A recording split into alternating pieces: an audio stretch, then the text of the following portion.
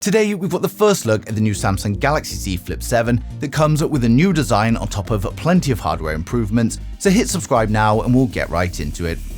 So first up, for anyone that's missed it, we've got the reserve campaign online for the Galaxy S25 series. Not only is it completely free to reserve, but there's also a $50 free credit, 3 times Samsung reward points, and an entry to a $5,000 sweepstake. So I recommend everyone goes ahead and puts in their name and email address by clicking the link down in the description below or the link in my bio.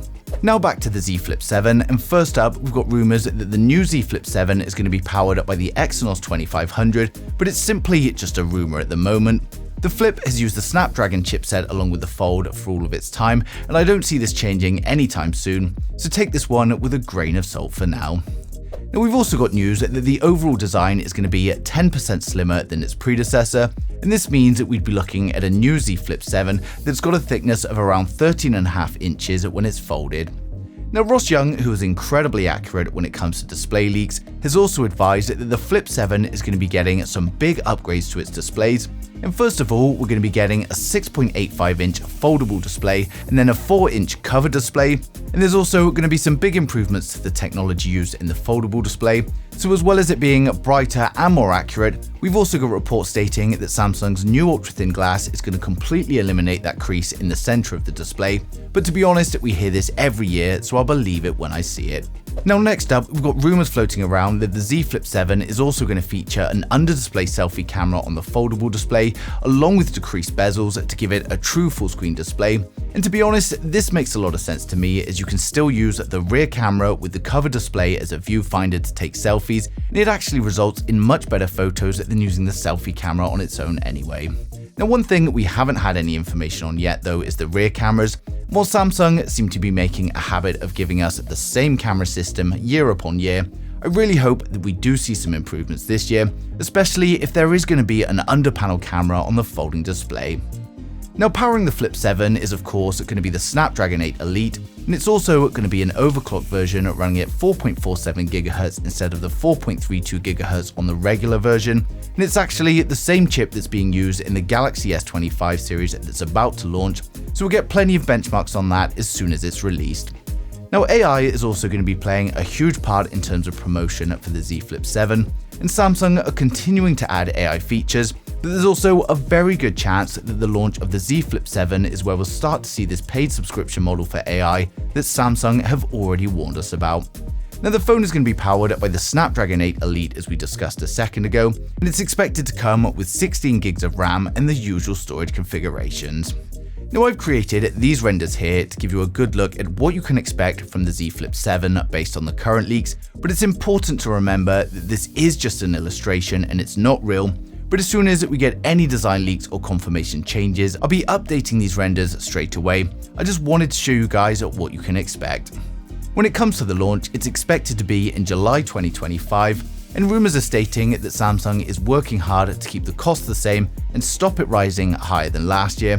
Their goal is of course to increase foldable market share, so upping the price is going to be counterproductive to that, but also keeping costs down means we're not going to see any huge jumps in the specs.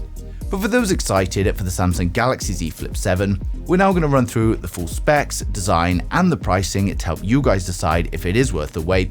So make sure you hit subscribe now and we'll get right into it. So with the Samsung Galaxy Z Flip 7, we get a 6.85-inch foldable 120Hz dynamic AMOLED display. It's going to be brighter and more accurate than the predecessor display, and it's also protected by Samsung's latest ultra-thin glass with no creasing in the center of the display. We get the usual HD resolutions along with some trimmed down bezels and a full screen display. For the external display, it gets an upgrade to a 4-inch 120Hz dynamic AMOLED display. Again, we're going to get improvements to the brightness as well as the color accuracy. Now when it comes to cameras, it's reportedly going to be the first Z Flip with an under-panel camera, and the exact sensors are still unknown at the moment, but what I'd expect is another 4-megapixel under-panel camera to assist with the light capture.